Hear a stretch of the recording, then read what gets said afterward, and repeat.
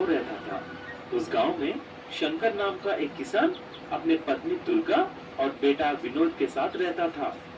शंकर के पास थोड़ा ही जमीन था और वह उसी पे टमाटर का खेत लगाकर खेती करता था। लेकिन कुछ दिन से शंकर का तबीयत कुछ ठीक नहीं था। वो बुरी तरह से बीमार पड़ गया और कुछ भी काम कर नहीं सका। उसका घर चलाना भी बहुत मुश्किल हो गया था।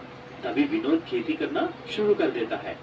पिताजी, आप बिल्कुल परेशान मत हो, मैं पूरा काम संभालूंगा, बस आप जल्दी ठीक हो जाइए।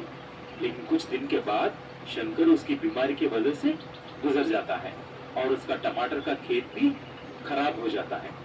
विनोद बहुत उदास हो जाता है और एक मंदिर के यहाँ जाकर रोने लगता है।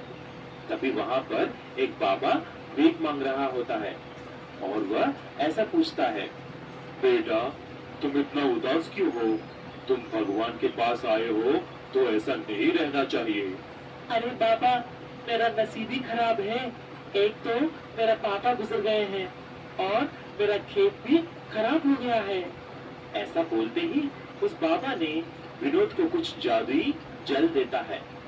बेटा, ये कुछ जादुई जल है, इसको तुम्हारी खेत में डालकर देखो, शायद ये तुम्हें काम आ जाएगा। विनोद बाबा से जादुई जल लेकर वहां से चला जाता है, लेकिन फिर मुड़कर देखा तो बाबा वहां पर नहीं है। तभी विनोद समझ जाता है कि वह बाबा के पास जादुई शक्तियां हैं। विनोद जाकर उस जल को खेत में डालता है और जाकर सो जाता है। ऐसा ही कुछ महीने बीत जाते हैं, लेकिन उसके खेत में कुछ भी नहीं उगता। फिर एक सुबह जब विनोद सो रहा था, उसकी माँ चिल्लाती है, अरे विनोद, ये देखो हमारे खेत में क्या हुआ।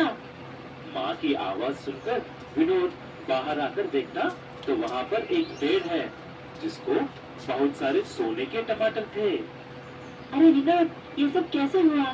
ये तो चमत्कार है।